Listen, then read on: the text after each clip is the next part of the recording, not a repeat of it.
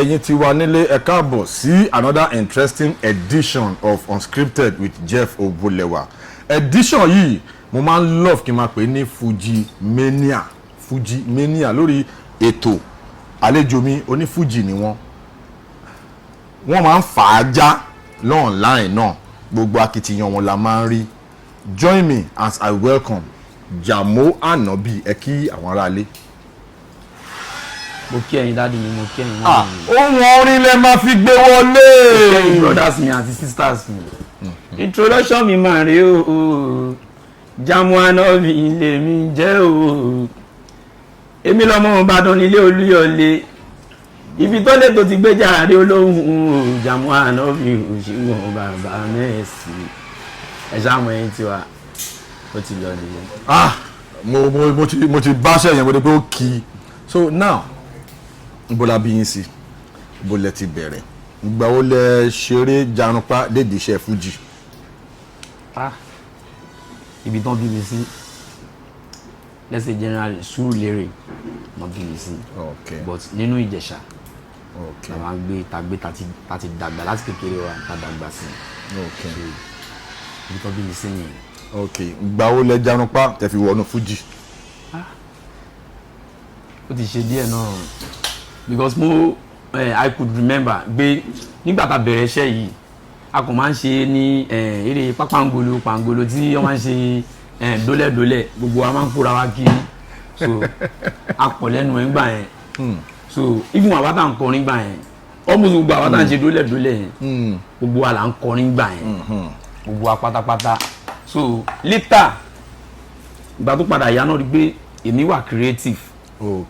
Láwùjọ àwa tí à ń ṣe ibi máa ń lè to orin méjì mẹ́ta papọ̀ mọ́ra wọn so náà fi wá wò pé ẹ̀yẹ ká fi èmi mo dẹ̀ tún kéré jù láàrin àwa tá à ń ṣe nǹkan ẹ̀ ń gbà yẹn wọ́n wá wò pé òkè ẹ jẹ́ ká fi Jamiu ká fi síwájú mo dẹ̀ tún jẹ́ Súlè mo dẹ̀ tún jẹ́ Bọ̀lọ̀ láàrin àwọn tí àjọ kóra wa jọ ẹ̀dẹ̀ mọ̀ pé tíjọba wà Bọ̀lọ̀ náà máa ń láìkan fi ṣe aṣíwájú gba àwọn tó gbọ́n gbà fúnra wọn gọ́nàgọ́nà máa ń pọ̀ ẹ̀lọ́dún wa wò gbé ẹ jẹ́ ká fi Bọ̀lọ̀ yìí sí iwájú torí pé nǹkan tá a bá ti sọ fún ló máa ṣe kí ni ló máa ń ṣe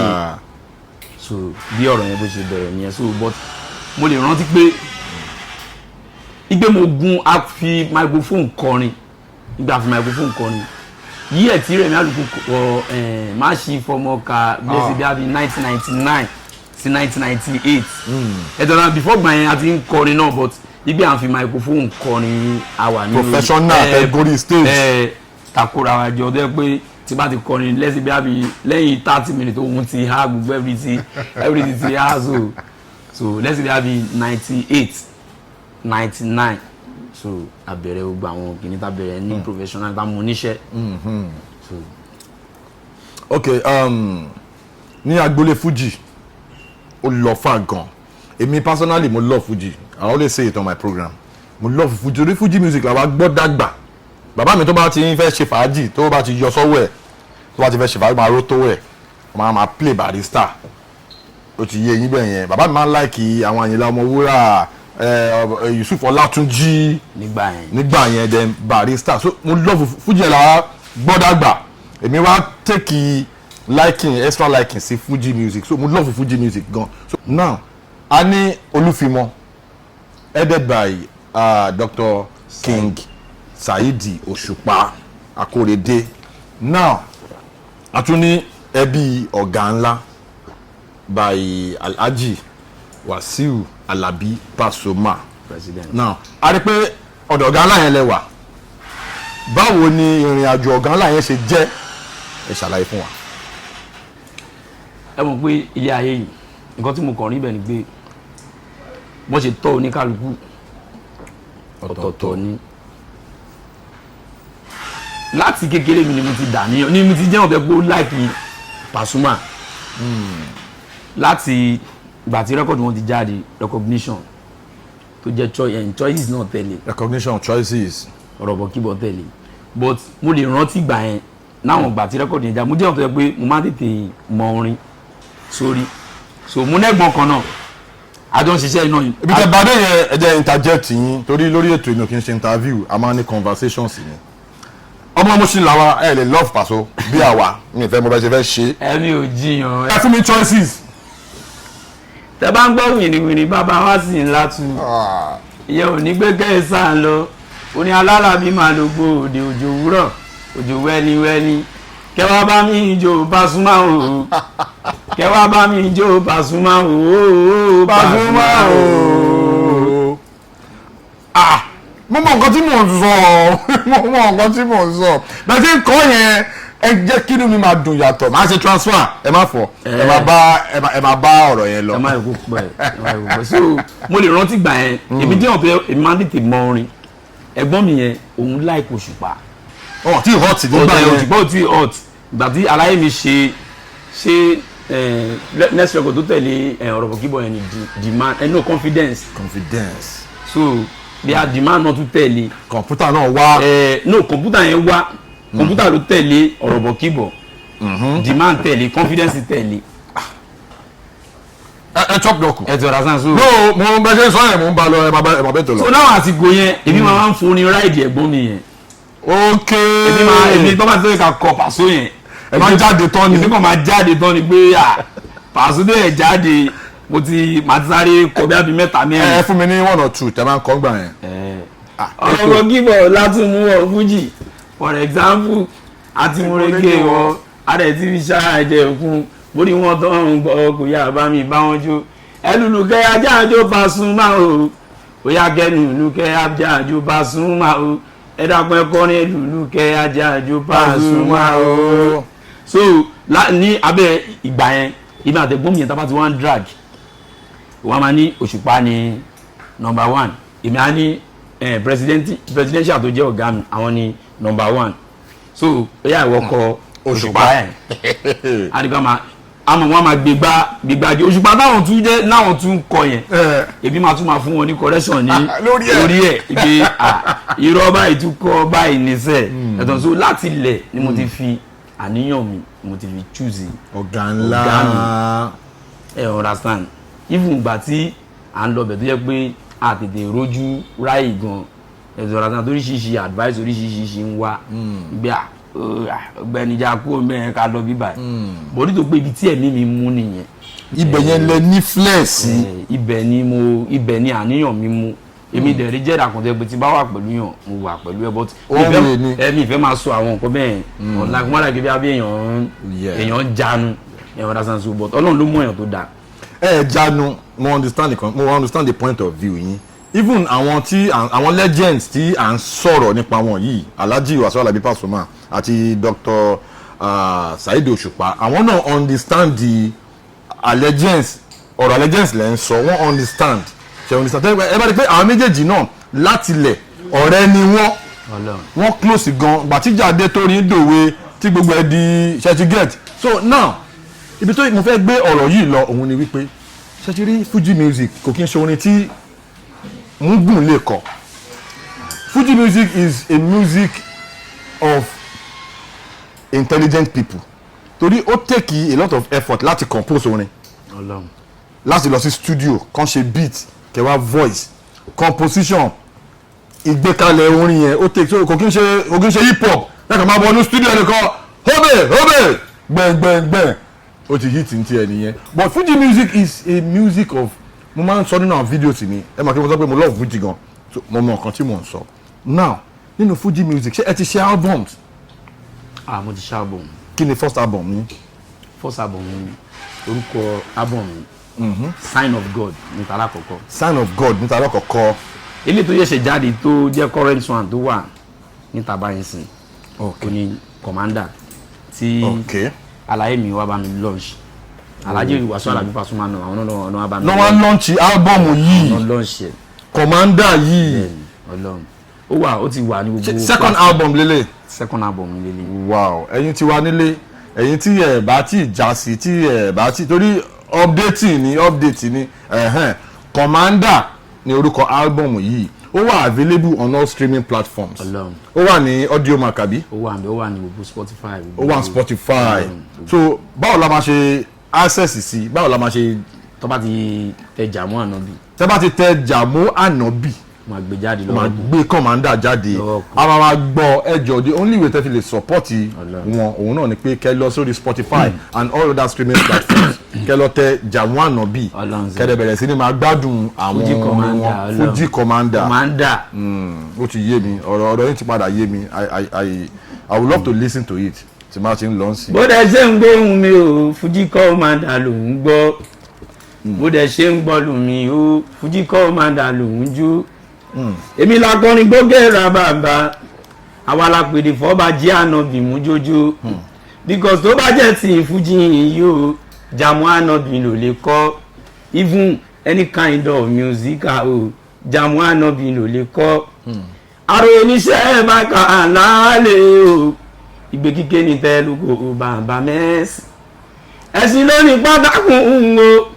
ẹ̀fọ́n ló lọ́dọ̀ Jamo Anobi lónìí Fuji ìtara ń fẹ́ o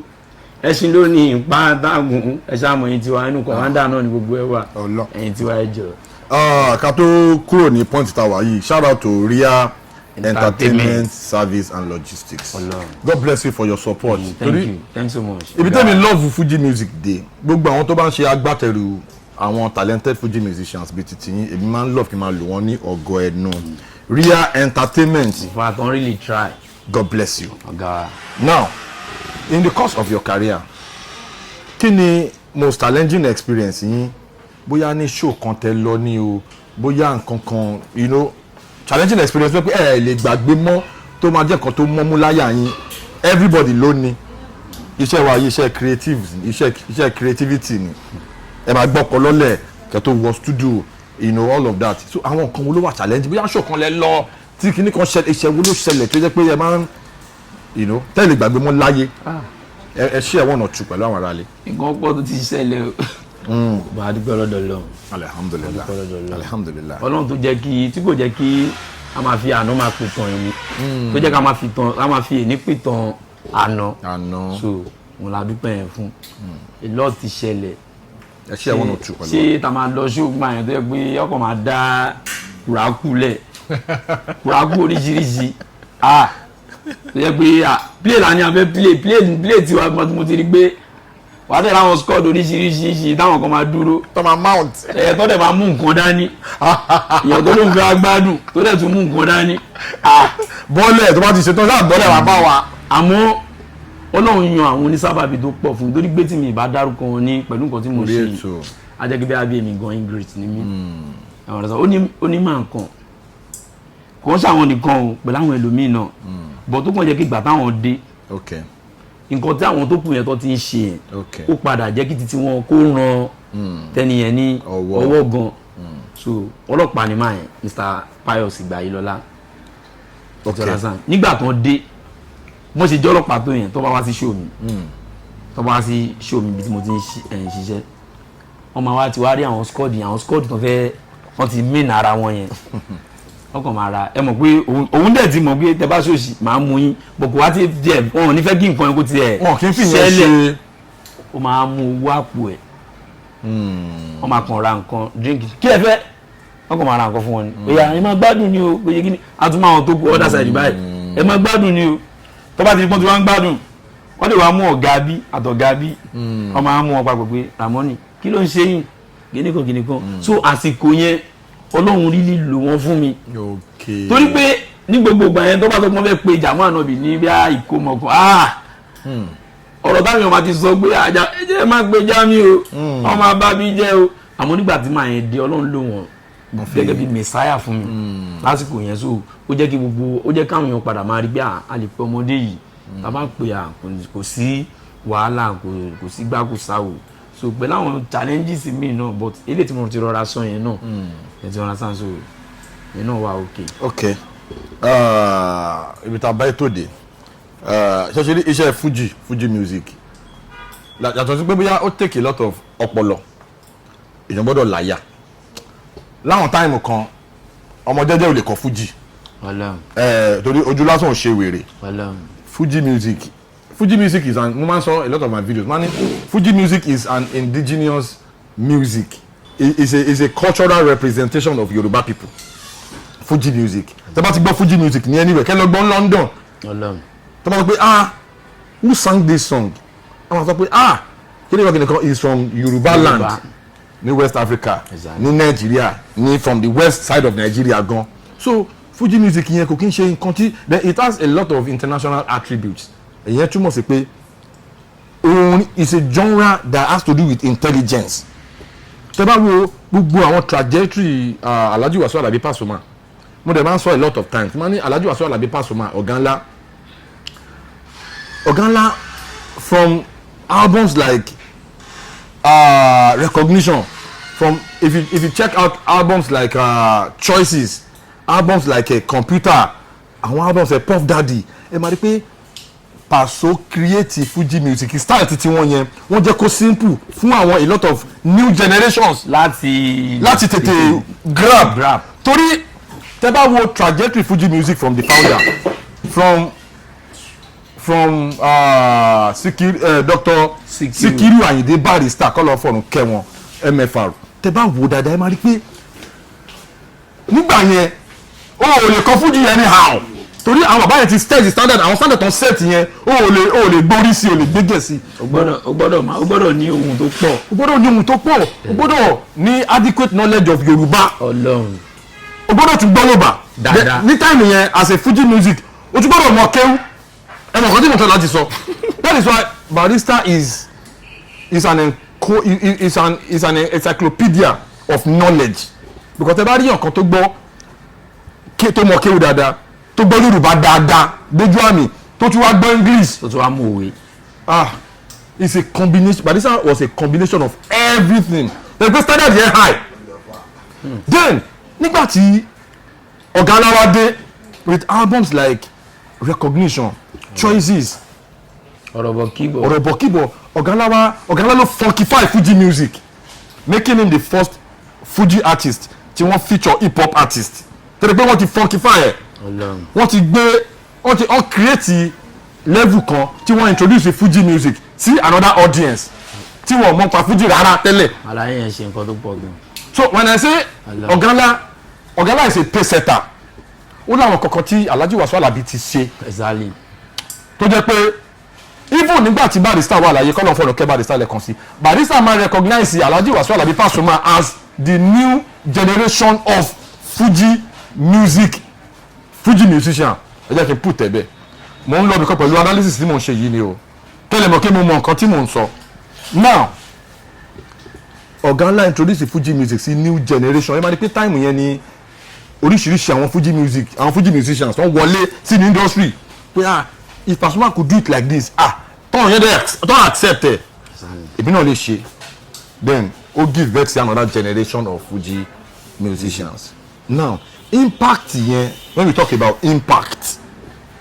kò kí n ṣe kí ọkọ kọrin kọkàn release ẹ kọkàn gbọ́ ju it goes beyond that impact influence so influence Paso lórí Fuji music kí lẹ́yìn lè sọ nípa ẹ̀. nǹkan tẹ́mi kàn rí bẹ́ẹ̀ ni pé àwọn kan tẹ́ learn nípa ọ̀gá ńlá èmi ti sọ àwọn kan tẹ́mi mọ̀ a lot of things tẹ́mi mọ̀ mo dẹ̀ máa ń ṣe videos bàbá dẹ̀ máa ń rí but you belonging to that umbrella ọ̀gá ńlá family ọ̀gá mi kí lẹ lè sọ pa wọn irú èèyàn wo ló jẹ́ torí mo mọ̀ pé ní one on one relationship ẹ máa ń lọ sọ́dọ̀ wọn kí lẹ lè sọ pa ọ̀gá ńlá. ẹ mọ̀ pé tí mi bá ṣì ń gbọ́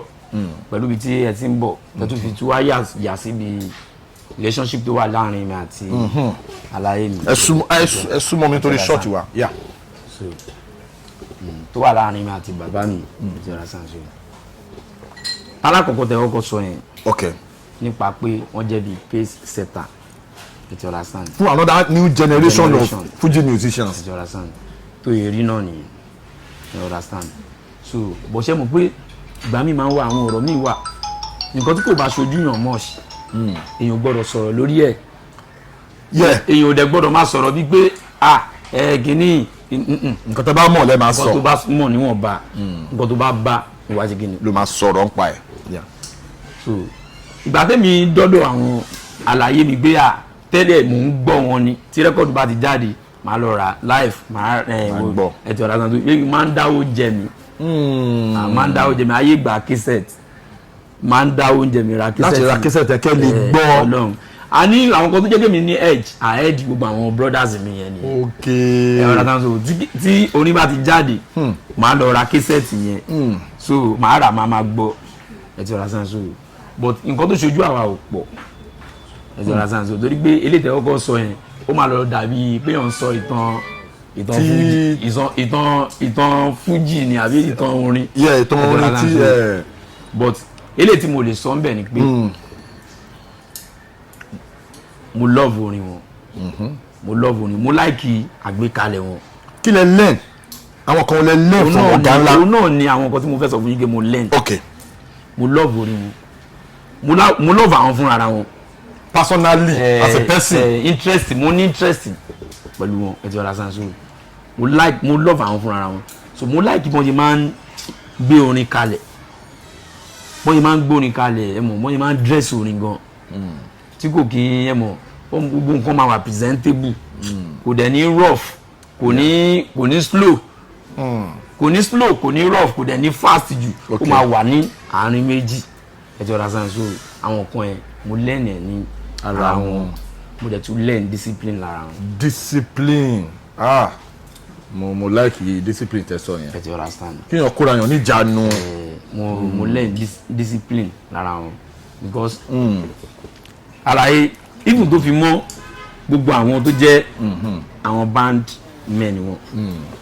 ẹ ti understand torí pé ìgbà tí mi bẹ̀rẹ̀ iṣẹ́ Fuji music mi nígbà tí mo bẹ̀rẹ̀ sí ní introduce àwọn nǹkan tí mi rí ní ọ̀hún yẹn lọ́dọ̀ bàbá mi lọ́dọ̀ ọ̀gá mi tí mo fẹ́ máa introduce ẹ̀ sí tọ̀dọ̀ àwọn tèmi àkọ́kọ́ jẹ́ àbí wèrè. kí ló ṣẹlẹ̀. ẹ mo gbé àwọn èèyàn ò láìkí pé kò fẹ́ tún nǹkan ṣe ó dàbí nísìnyí mo ti ń dé ibà yẹn sìn mo kàn lè dé ibà kí n kàn kásẹ̀ sórí ṣíà yìí kìíní kan tí kò dẹ̀ síyàn kankan tó máa sọ fún ẹ pé nǹkan tó ń ṣe yẹn kò dáa tó dẹ̀ ti adapt mọ́ irú ìṣesí yẹn tí ò ṣe 1 year 2 years 3 years 4 years 5 years kẹwàá dé kí wọ́n wá ìṣèwà kó jẹ tí wàá dé that same èèyàn tẹ́lẹ̀ jọ ń ṣe ló wá padà wá sọ pé Teslim ẹ má kásẹ̀ sórí iṣẹ́ àyẹn wọn ẹ understand bó lẹ́ẹ̀kọ̀ọ̀kan gbà mí náà èèyàn sọ pé má kásẹ̀ sórí iṣẹ́ àyẹn òun náà máa ń kásẹ̀ sí torí pé nǹkan tó ti jọ mọ́ gbogbo wa ní ara nìyẹn so ìgbà tí mo ń try àti máa introduce àwọn nǹkan tẹ́mi rí ní ọ̀dọ̀ wọn yẹn ajá o even àwọn band boys mi wọn bá mi wọn lè cope torí pé èmi rí pé àwọn múlẹ̀ ayé le ju àwọn ọwà yẹn tí bá mu wá ó máa jẹ́ kí progress wá ohun gangan náà ń pè ní progress wọ́n jẹ́ pé bá gé èèyàn lè ní progress ọ̀rọ̀ lè elevate ẹ̀ kó má wà elevated. ọ̀rọ̀ yẹn deep ọ̀rọ̀ tó yẹ deep ẹ ti understand ó lè blow kó má rí blow yẹn gan kó má rí lò kí kìíní yẹn kó má ti kìíní kó má wúlò fún ẹ ti understand àmọ́ tí ìwọ náà bá tà àti ẹ má bínú pẹ̀lú àwọn òyìnbó díẹ̀ díẹ̀ ọkọ̀ tó tó bá tà àti inherit àwọn kankan lára àwọn èèyàn ẹ ti understand tí wọn náà tó dẹ̀ díẹ̀ tó yẹ pé wọn náà ó níbi tí wọn náà ní lọ́kàn pé wọn náà fẹ́ lọ ẹ ti understand wàá tà àti máa utilize ẹ tó bá dé ọ̀dọ̀ ti tiẹ̀ náà ẹ ti understand so by me going to Ọ̀gálá family dígbé mo ń lọ sí stage wọn mo lẹ́ni ọdún tó pọ̀ gan. ẹ ti sọ kankan kí ló kù. ó pọ̀ ẹ ti sọ kankan tó wà crucial fashion sense ọ̀gá ńlá fashion sense Alhaji Wasiu Alaba so when you talk about his personality ẹ mọ̀ sọ pé his person gangan ẹ like person wọn gangan. exactly. now fún àwọn tá jẹ́ ọmọ Mushin tá jẹ́ ẹ mọ̀ kí mò ń sọ mo tún sọ torí àwọn kan máa dẹ́lẹ̀ ní Ìbàdàn ló ní Fuji ṣẹ́rí get mi ì dá ọ̀tọ̀ ẹ̀ mi ì dispute ẹ̀ but Mushin ẹ lè sọ̀rọ̀ Fuji music fẹ́mi mi kẹ́ má sọ̀rọ̀ Mushin sí so now before you now òyìnbó máa ń pẹ́ kankan ní jumping the gun you cannot come here and be jumping the gun shout out to àwọn tèmi tó jẹ́ àgbààgbà nínú Fuji music but Mushin as a city has been playing a very critical and crucial part in shaping Fuji music from the get-go láti ìgbà tí àwọn Dr. Sikiru Ayinde Barista MFR tán ti bẹ̀rẹ̀ bàbá ò lè sọ̀rọ̀ Fuji music wọ́n máa ń make reference sí Awolowo market yẹn làwọn tó máa lọ ń jẹ àmàlà lọ́rẹ̀ yàrá ń kó wọ́n máa make reference sí di òrò tó ń sọ nínú album so kò lè dédé sí ká bá sọ pé Ìbàdàn ló ní Fuji kẹ́ bá wà pay homage sí Mushin contribution Mushin sí Fuji music same thing with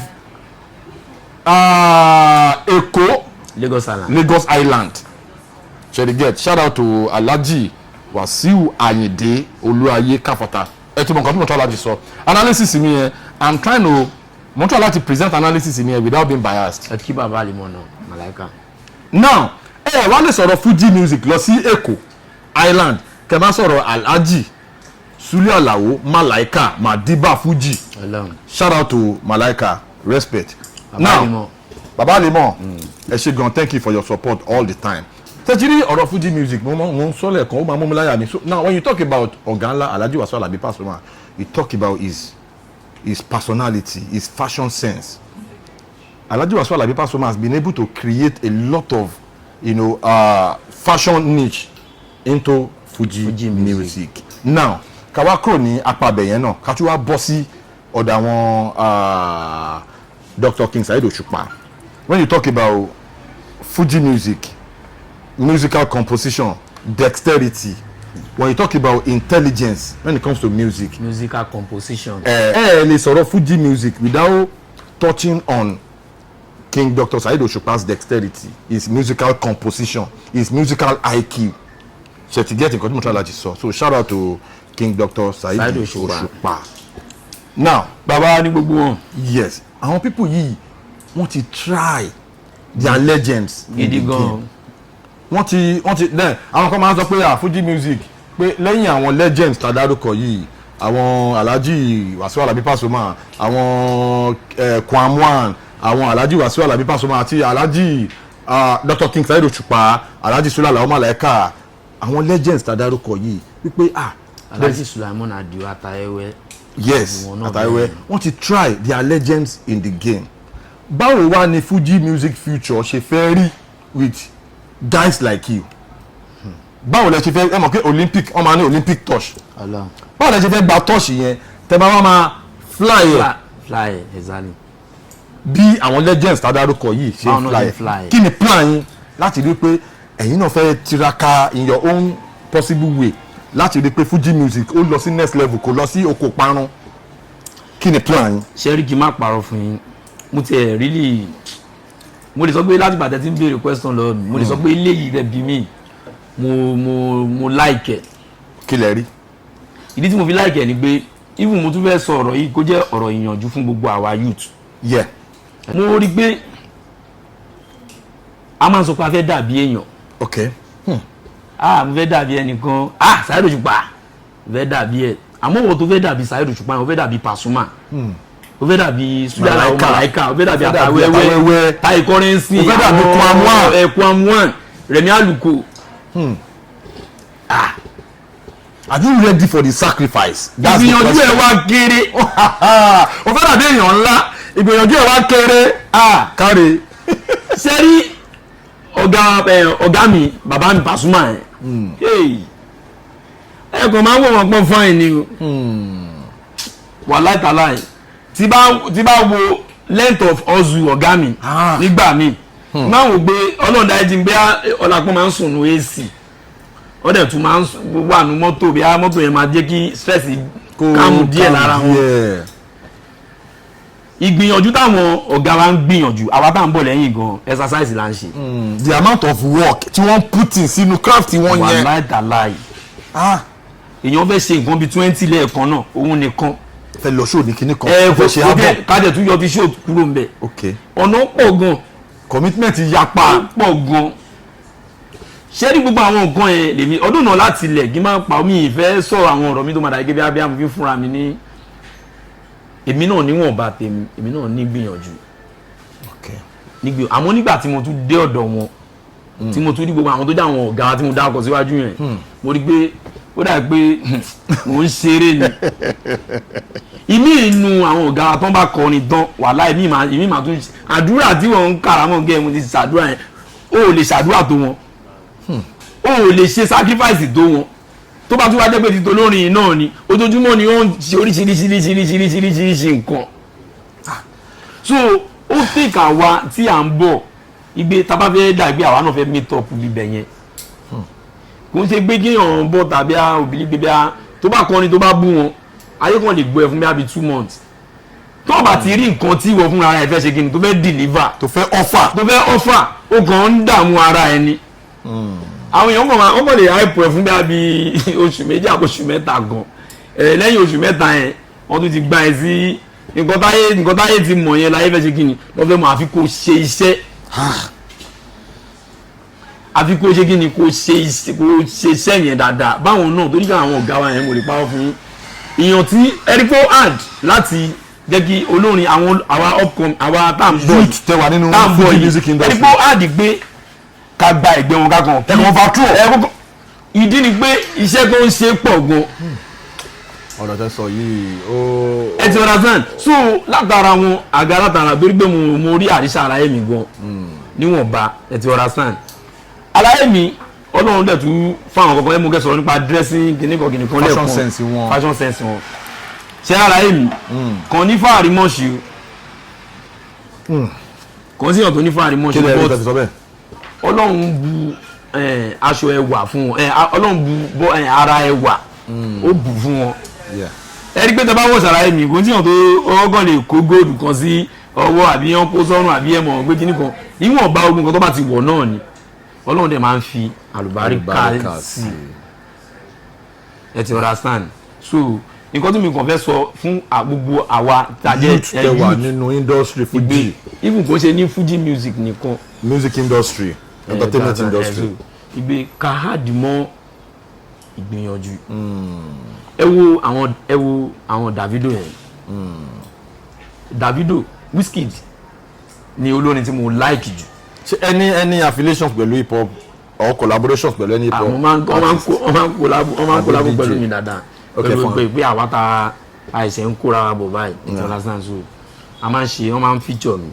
so ibi tí mo lọ ni pé ẹ wo àwọn Wizkid yẹn náà àtàwọn Davido ìgbìyànjú wọn ò kéré ọlọ́run àwọn Pasuma tó jẹ́ àlàyé mi àwọn owó mi wà tó máa ń ná akọ̀wé wọn kan lówó gan ni àwọn àlàyé mi jẹ́ wọ́n máa ń ná owó tó jẹ́ pé tí àwa tá à ń bọ̀ yín sìn tẹ́lómi ni wọn bá jàjà lọ pílẹ̀ tó bá pa 100,000 tó bá rí 50,000 tó bá ní pé kó mú 10,000 owó sacrifice wa pé ká fi ṣe nǹkan kan kò ní múlẹ̀ o bọ́ wọ́n fẹ́ dàbí Pasu. ọ̀rọ̀ jẹ́ sọ yìí ó lọ fà. ẹ understand. mo understand ìbàjẹ́. tó bá dẹ̀dà pa 150 ẹlòmíì máa mú owó yẹn lọ sáìtì ní mí ìmọ̀ gbàtàrà ẹ tí bàbá mi kan Pasu tó ẹ̀ṣẹ̀ ní àwọn sáìtì àbí à ń kọ́ kinní kan tó bá kó àwọn owó yẹn kalẹ̀ sacrifice kan tó fi ń ṣe ibi tó máa ń nawọ́ owó sí ó pọ̀ gan but mentality àwa táwa ń bọ̀ yìí àwọn ò ní mentality àwa fẹ́ pa owó ká kó lọ sínú ilé ni kò dẹ̀ rí bẹ́ẹ̀ so kò rí bẹ́ẹ̀. ọ̀rọ̀ tẹ́ sọ yìí lórí ètò tèmi mi ò kí n ṣe interviews we have conversations bá ṣe ń ní ọ̀rọ̀ tẹ́ sọ yìí ó jẹ́ àwọn kankan nínú brain tèmi gangan so mo mọ̀ pé a lot of people tó máa ń wo ètò wa then àwọn tó jẹ́ youth bẹ̀yẹ sọ́lẹ̀ kan mo like terminology tẹ̀lé yẹn youth nínú Fuji music industry ọ̀rọ̀ tẹ́ sọ yẹn ó máa lù wọ́n ní ọ̀gọ́ ẹnu wọ́n máa mọ̀ pé iṣẹ́ táwọn legends yìí ń ṣe tó fi débi tán dé kò kí ń ṣe kéré mí ó kàn lè déédéé jí kó wá jókòó kó wá ní òtí lọ́sọ̀ kan lánàá kó wá nọsẹ̀ sórí tébù. náà òbí wèrè jẹ́ gbèsè gan-an. àwọn people yìí ọ̀rọ̀ tẹ́ sọ ni pé wọ́n ti put in a lot of hard work. ẹni pé kò easy fún ẹni gbogbo anybody tó ń sáré ọ̀hún gbẹgbẹ́ wọn. òun lè gbẹgbẹ́ wọn ó hard. kò ń ṣoògùn kò ń jẹ kíní kan lo kádàrá wa. iṣẹ́ tó ti ṣe àjọ tó ti dá yẹn. commitment ó pọ̀ gan-an àfi káwa náà ká lọ wá àjọ ńlá àwọn àjọ ẹ̀bí tì káwa náà ká fi ṣàṣàì ká da ẹ̀dùn ọ̀nà sáà so báyìí wà lọ́ndà umbrella àwọn yẹn sìn mo mọ̀ pé àwa náà à ń dájọ́ ni but àníyàn oníkálukú lónìí tàmí irú àjọ tó oníkálukú máa jẹ́ kí ni tó máa kó lọ́jọ́ ọ̀la. ọ̀rọ̀ tẹ́ sọ yìí ṣe mọ̀ pé Alhaji Sule Alao Malaika wọ́n sọ kankan ní interview kan ní show kan rather wọ́n sọ̀rọ̀ kan pé Fuji music musicians pé you have a lot of work to do bẹ́ẹ̀ wọ́n sọ pé ẹlòmíì tó wá ti wá nínú show yẹn wọ́n sọ pé Màláíkà sọ̀rọ̀ yẹn nínú show yẹn ni wọ́n sọ pé tí onífújì bá ti pawó ó ní iye owó kan tó yẹ kó pa tó yẹ kó yọ lára owó tó pa yẹn láti fi ṣe promotion láti fi like record láti fi ṣe video láti fi promote orin yẹn gbọ̀gẹ́gẹ́ bẹ́ẹ̀ sọ pé ẹ̀rọ nígbà tí pa ọ́ báyìí ó ń lọ bọ́ọ̀lù ní àbúrò thirty get commitment the amount of work ten putting sínú craft yín sínú iṣẹ́ yín ó máa ń matter bí tí mò ń gbọ́rọ̀ yẹn lọ gọ́gọ́gọ́ ni so ní mi dẹ́nu pé ẹ sọ̀rọ̀ yẹn débẹ̀ now kí ni Fuji music future báwo la ṣe lè describe ẹ pẹ̀lú people like you with the new kí n má parọ́ fún yín set of Fuji musicians. Ọlọ́run ò ní ṣe àwa ní ìgbẹ̀yìn Fuji. àmì ńlá yà. kí n má parọ́ fún yín àwa tí àwọn ọ̀zù táwa ní orígun báyìí àjẹgìn adára wa mọ̀. àwọn míì wà ń bàdàn irú nísìn tí lẹ́dà wà ń bàdàn. alájọ ti di lẹ́dà shout out to you. kó tó di gbé tí lẹ́dà ní level tó ní èèyàn tó ń gbìyànjú ni. normally in the hustle. èèyàn tó ń hustle ni pẹ̀lú àwọn colleagues mi náà ẹ̀tọ́ razan so gba àwọn ṣọ́ọ̀bù ìpàfọ́ agége àwọn pẹ́ federal sabuzi so bẹ́ẹ̀ lọ àwọn sabaika náà ẹ̀tọ́ razan so musa talent náà ẹ̀tọ́ razan so ẹ̀pẹ́ nasa mọ̀tínà lórílẹ̀ so gbogbo àwọn atajẹ́ bí àwọn akọ̀lẹ́sì àpọ̀jù bẹ́ẹ̀ lọ mo kàn rọra mu ní kéékèèké bẹ́ẹ̀. ẹ̀ tẹ́ ẹ bá sọ̀rọ̀ ọ̀dà Fuji fanatic. but ibi tí mo wá lọ ni pé ṣé mo báwa náà bímọ. ẹ̀yin náà tún. Fuji tiwa náà bímọ. but ibi tí mo wá àwọn ọmọ tí Fuji ti tàwa fẹ́ bí. ṣé mo kébì tún sọ pé àwọn ò ní gbìyànjú. tó àwọn àjọ àwọn legend yẹn látara ọ̀gá mi Pasuma ni mo lẹ́ni eré mo ń sáré tẹ́lẹ̀ o bọ́n mo tún wá di gbọ́dọ̀ pé mo ń crawl ni o mo ò tiẹ̀ tí rìn mo ń crawl ẹ̀tẹ̀ razan bọ́n látara láyé mi mo gbìyànjú èmi náà mo lè sọ pé bí mo nọ̀rọ̀ mo ti wá ń gbẹ́sẹ̀ so ọlọ́run tún wá ń lo àwọn náà fún mi àwọn náà tún wá ń fà wá pé ó yá sáré ẹ̀tẹ̀ razan so bọ́n Fuji ti tàwa náà ó ti bí ọmọ ó bímọ tó yẹ pé a máa rí àwa náà tá a bá ń pè gbà mí àwọn aráàlú bíi méjì mẹ́ta míì tó máa dún sẹ́yìn stage wa tó yẹ pé àwa náà fún ní microphone dáhùn fún ní microphone a gbọ́dọ̀ ṣe torí pé àwọn onígbà mo sọ pé mo lẹ́nìkan tó pọ̀ gan lára ọ̀gá mi yẹn ẹ̀tì ọ̀razan nígbà tí mo dé ọ̀dọ̀ wọn ni mo rí pé Fuji ò kì í ṣe wọ̀ Fuji ò kì í ṣe wọ̀ torí wọ̀ ni torí wọ̀ ni but aláì mi ò mú ní mú wọ̀ wọ́n simplify Fuji ìdí ni pé tó bá kọ́ mú ní mú wọ̀ ni Pasuma is a person ìgbìmọ̀ person is a man ẹ̀tọ́ ọ̀razan pé tí wọ́n bá rí pé o ní talent àbí bí o kàn gba microphone o ń kọrin sọ pé kàn gba microphone lọ́wọ́ ẹ̀ bó láyé ìgbà gan tí èèyàn bá ti lè check nǹkan tó wà nínú làákàyè ẹ̀ o tó bá rí pé ó heavy wọ́n gbọ́dọ̀ gba microphone yẹn lọ́wọ́ ẹ̀ kíákíá kó bá lọ máa. ó ní dùn torí pé tó bá ti dùn àwọn títí wọ́n máa fún ẹ ní audience. kó bá lọ máa gba audience wọn. so but aláyé mi máa jẹ́ kí even tó bá jẹ́ kó ṣe tán aláyé mi máa tún sọ pé irọ́ o ẹ jẹ́ kó mọ̀ ẹ fún microphone ẹ jẹ́ kó sọ̀rọ̀ so ọ̀dọ̀ títí wọ́n ti learn àwọn nǹkan kan even mo tún learn ni èmi náà tún tàtàrà wọn tún ní mọ́ knowledge no kí n má pè ní knowledge kí n má pè ní mọ́ àánú ẹjọ́ razan ọgbà mi máa o lè láàánú bọ̀ kí àánú ẹ má tún advance dáwọn àyè kan. ọ̀rọ̀ tẹ́ sọ yìí this conversation tá à ní yìí a lot of people wà tí wọ́n wo program tó máa learn àánú tẹ́ sọ yẹn ṣé mọ̀ pé ẹlòmíì lè ní 10 naira kéèyàn wá kó ní àwọn ò tí ì jẹun ẹ máa lẹ́lòmíì ó lè fẹ́ nìyẹn ní 8 naira lára 10 naira yẹn kó 2 naira lọ́wọ́ ẹ̀ kò comfortable fún o ó ṣàánú yẹn àánú oore tẹ́ máa wá rí gbà fún àánú tẹ́ ṣe yẹn ẹnì padà rí 1 million naira irú àwọn content láti describe nípa Alhaji Wasiu Alabi Pasuma nìyẹn now in the same vein mo ti bá a lot of people sọ̀rọ̀ lórí ètò even a lot of our colleagues nínú movie industry àtàwọn àgbàlagbà àtàwọn tó kéré àtàwọn tó tiẹ̀ tó wa àtàwọn tó jù wá lọ tó máa sọ̀rọ̀ Alhaji Wasiu Alabi Pasuma wọ́n máa ń sọ àwọn ọ̀rọ̀ bí irú kan tẹ́ sọ yìí pé wọ́n máa ń ṣe àánú kí má wàá parọ́ fún yín kí má bona Ọlọ́run mọ́ra torí pé téèyàn bá bona Ọlọ́run mọ́ra Ọlọ́run máa fi ìyà jẹ yẹn èèyàn tí mo tún rí kinní yẹn tó máa ń ṣe àánú ni Alhaji Sule Alao Malaika àti Alhaji Saheed Òṣùpá ẹ ti understand. ibi tí mò ń lọ gangan nìyẹn bẹ̀rẹ̀ ti débẹ̀ ẹ máa bá lọ. torí pé ní ọ̀pọ̀pọ̀ yìí mọ̀ pé ọmọ Paso lélẹ̀ abádọ́dọ̀ wọn wàláhì Kùránì Kẹ́rímù bàbá Alimọ̀ Màláíkà wọ́n máa ń béèrè lọ́wọ́ gbẹjámi ṣó ti play àbò tí play tó bá ti gorí stage wọ́n máa sì fún mi láàyè gbẹjámi ó yá kọrin ẹ ti understand so tí mi ì bá sọ mo ti jẹ́ borí Ọlọ́run mọ́ra mo ti jọ òun nìyẹn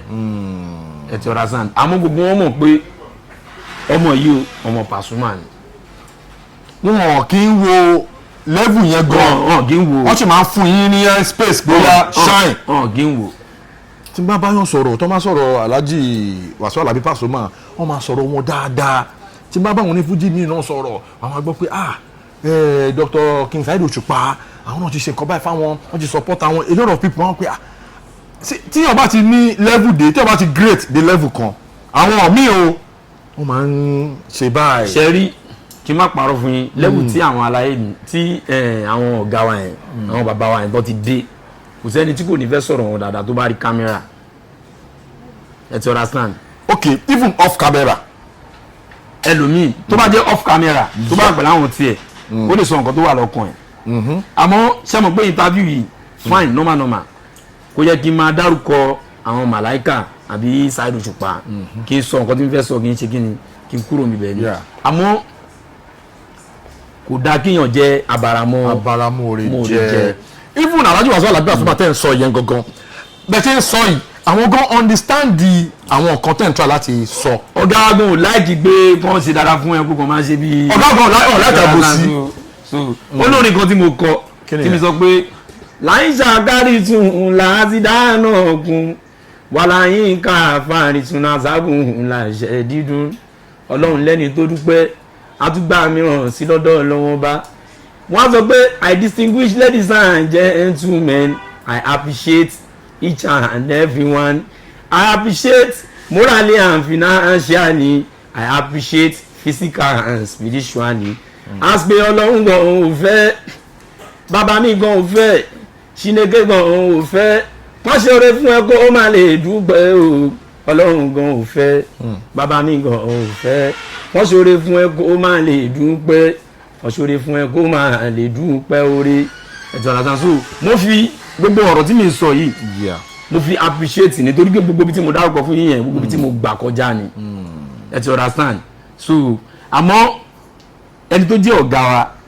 wọ́n try o bẹ́ẹ̀ni wọ́n try o mo i ara àwọn nǹkan tí mo sọ fún kí mo lẹ́nu ní ara ọ̀gá mi Pasuma dìgbé àwọn ló jẹ́ látara Pasuma ló jẹ́ kí n mọ ọmọ yìí máa ń fún olórin ní máìkì dáadáa mentality gbé kí wọ́n lè fún yàn ní microphone gbé kọrin kó kọrin mo kọ látara wọn ẹ ti ọ̀rá sàn mentality pé kéèyàn dé show kéèyàn máa kánjú mo kọ látara wọn. wọ́n jẹ́ wọ́n wá lè ra mọ́ wa o wọ́n jápa wọ́n fèrègé o wọ́n sá lọ Jamo Anobi ti sẹ́yìn tí yàtọ̀ ti dáná o bàbá Messi ti sẹ́yìn bàbá Ronaldo ti sẹ́yìn tí yàtọ̀ ti dáná o àwọn tèmi gan testify sí o wọ́n sọ pé mo ti gbé tàànà dànù mo gbé tuntun dé because wọ́n bẹ́rù mi ò márùn wọ́n ṣá mi ìṣá ìyẹn ló ń fa sábà bí tán fi gbà fọ́ lọ́hùn lórí mi wọ́n ní Jamiu ayé mi ògo mi iṣẹ́ mi mo fà lọ́lọ́hún lọ́wọ́ ẹ̀ṣá àmọ́ ẹ̀yìn tiwa ní tílé tó kù ẹ̀yìn fáǹsì wa tẹ́ ń stream orin wa tẹ́ ń ra gẹ́sẹ̀tì orin wa tẹ́ ń wá sí play wa tẹ́ ń ná wa ló iná ò ní tán oyin o àgbà ojú tẹ̀lẹ̀ fi ń wò wá kò ní fọ́ o etí tẹ̀ fi ń gbọ́ wa kò ní ṣe kíni kò ní di àlékún lọ síwájú ní gbogbo ọ̀nà olóòtú wa náà tó jẹ́ Mr. Jeff MC ọlọ́run àwọn ilé ó ti pẹ́ ìrántí àlàyé ní ṣíṣe àmì àṣẹ gbogbo àwọn ní ṣíṣe. tó máa fẹ́ pè yín sí show ṣé báwo la ṣe lè reach yín. wọ́n lè reach wa o. ẹ fún wọn ní contact tó lè fi reach yín direct. contact ẹ lè fi reach wa méjì ni wàá fún yín